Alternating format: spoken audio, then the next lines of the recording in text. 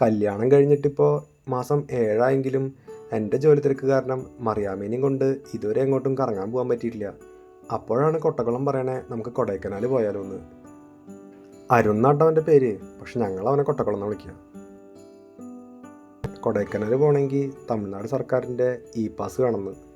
അപ്പോൾ E pass തപ്പിയുള്ള പോക്കായി. പിന്നെ peak ടൈമിൽ അവിടുത്തെ ആൾക്കാർക്കും വരുന്ന ആൾക്കാർക്കും ബുദ്ധിമുട്ടുണ്ടാവാണ്ടിരിക്കാൻ വേണ്ടിയിട്ടാണ് ഇ പാസ് നോർമലി ഇഷ്യൂ ചെയ്യാറ്.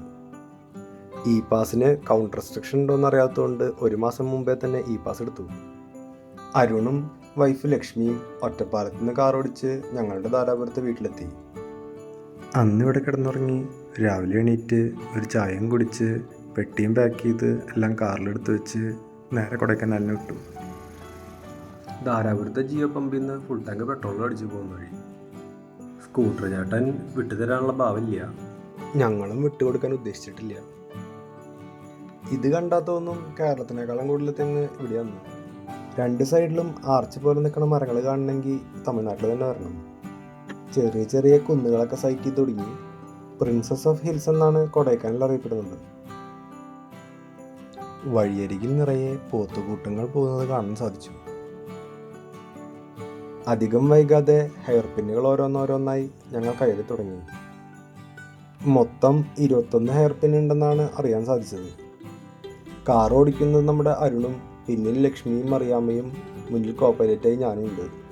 ഉയരം കൂടുന്തോറും ചായ മാത്രമല്ല കാഴ്ചകളും നല്ലതാണ്. യൂക്കാലി മരങ്ങളുടെ ഇടയിലൂടെയുള്ള യാത്ര അതിമനോഹരമാണെങ്കിലും അവ ജലക്ഷാമം വരുത്തി വയ്ക്കുമെന്ന് പഠനങ്ങൾ പറയുന്നു. ഒരു ദിവസം ഏകദേശം 40 ലിറ്ററോളം വെള്ളം ഓരോ മരങ്ങളും അന്തരീക്ഷത്തിലേക്ക് വിടുന്നു. അപ്പോൾ തന്നെ ഊഹിക്കാമല്ലോ ഇവിടെയുള്ള 10,000-കണക്കിന് മരങ്ങൾ എത്രത്തോളം ജലക്ഷാമം ഉണ്ടാക്കുമെന്ന്. ചെറിയ രീതിയിൽ കോട കയറി തുടങ്ങിയിട്ടുണ്ട്. വണ്ടി സൈഡാക്കി സ്റ്റിയറിംഗ് വീൽ ഞാൻ കൈക്കലാക്കി. എനിക്ക് സ്പീഡ് കുറവായതുകൊണ്ട് പെട്ടെന്ന് തന്നെ മുകളിലെത്തി. വണ്ടി നിന്നതും കൊട്ടക്കുളം ചാടി ഇറങ്ങി. ഇതാണ് പാർക്കിങ്ങിൽ നിന്നുള്ള വ്യൂ. കുറച്ച് പഴയ കെട്ടിടമായിട്ട് തോന്നുമെങ്കിലും കൺസ്ട്രക്ഷനൊക്കെ നന്നായിട്ടുണ്ട്. കൊടൈക്കനാലിലെത്തിയ സന്തോഷം എൻ്റെ മുഖത്ത് കാണാം.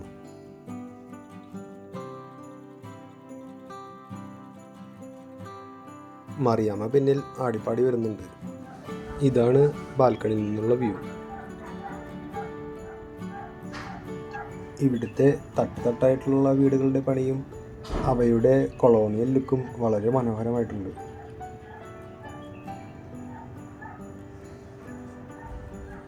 പതിവിൽ നിന്ന് വ്യത്യസ്തമായി ഈ പ്രാവശ്യം ഞങ്ങൾ കുക്ക് ചെയ്താണ് കഴിച്ചത്.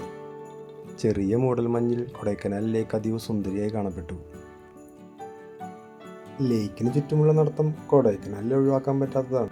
അങ്ങനെ നടന്ന് ലക്ഷ്മി പറഞ്ഞ മെൽറ്റീസിൽ ഞങ്ങളെത്തി. മെൽറ്റഡ് ചോക്ലേറ്റ് കഴിച്ച് ലക്ഷ്മി എക്സ്പ്രഷൻ ഇട്ടു. അടുത്തതായിട്ട് അവരുടെ സ്പെഷ്യൽ ഹോട്ട് ചോക്ലേറ്റ് ഡ്രിങ്ക് കഴിച്ച് അരുണും എക്സ്പ്രഷൻ ഇട്ടു. കൊള്ളാം. മെൽറ്റഡ് ചോക്ലേറ്റിന് 100 രൂപയും ഹോട്ട് ചോക്ലേറ്റ് ഡ്രിങ്കിന് ഒരു 150 രൂപയാണ് ചാർജ് ചെയ്യുന്നത്. അങ്ങനെ ഞാനും കഴിച്ചു, എക്സ്പ്രഷൻ ഇട്ടു. റീൽസിൻ്റെ ഹൈപ്പ് കാരണം അവിടെ നല്ല തിരക്കായിരുന്നു, ഒപ്പം അവരുടെ ജാടയും.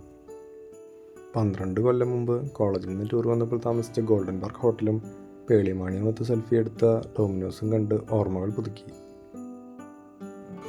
ഓരോ കടകളും പുതിയ ട്രെൻഡ് നോക്കി ഞങ്ങൾ നടന്നു. 10-12 കൊല്ലങ്ങൾക്ക് ശേഷം ലേക്കിന് ചുറ്റും വന്ന ഏകമാറ്റം വണ്ടികളെല്ലാം ഉള്ളിലേക്ക് അലോ ചെയ്തു എന്നതാണ്. അത് സൈക്കിൾ യാത്രക്കാരെ ബുദ്ധിമുട്ടിക്കുന്നുണ്ട്. ചൂട് ചോളവും ഫ്രഷ് ക്യാരറ്റും കൊടൈക്കനാലിൻ്റെ ഭാഗമാണ്. ചൂട് ചായ ഊതി കുടിക്കാനാണ് മറിയാമ്മയ്ക്ക് ഇഷ്ടം. പിന്നെയും നടന്നപ്പോൾ ടിബറ്റൻ വെൽഫെയർ അസോസിയേഷൻ്റെ സേവ് ടിബറ്റ് ബോർഡും അടുപ്പിച്ചടുപ്പിച്ചുള്ള കടകളും കണ്ടു. ബാർഗെയിനിങ് അലൗഡ് അല്ല, എല്ലാം ഫിക്സഡ് റേറ്റ് ആണെന്നുള്ള ബോർഡുകളും അവർ വെച്ചിട്ടുണ്ട്. അവിടെയെല്ലാം നല്ല തിരക്കുള്ളതായി തോന്നി. തണുപ്പത്ത് ഊതിയാൽ പുക വരുമോ എന്ന് ഞങ്ങൾ നോക്കി. ചിലവലത്ത് ശരിയാവും, ചിലവലത്ത് ശരിയാവില്ല. ഞങ്ങൾക്ക് ശരിയായില്ല. ഹിൽ ടോപ്പ് ഹോട്ടൽ കണ്ടപ്പോൾ അവിടെ നിന്നൊരു ഫോട്ടോ എടുത്തു. രാത്രി കഴിക്കാനുള്ള ഭക്ഷണമായി ഞങ്ങൾ റൂമിലെത്തി. ഇതാണ് ബാൽക്കണിയിൽ നിന്നുള്ള രാത്രി കാഴ്ച. എന്നിട്ട് ഞങ്ങൾ അജയ് ആനന്ദിൻ്റെ കല്യാണത്തിനുള്ള ഡാൻസ് പ്രാക്ടീസിലേക്ക് കടന്നു.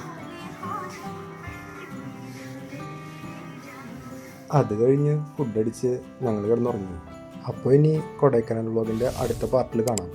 ഇഷ്ടപ്പെട്ടാൽ സബ്സ്ക്രൈബ് ചെയ്യാനും ലൈക്ക് ചെയ്യാനും മറക്കല്ലേ.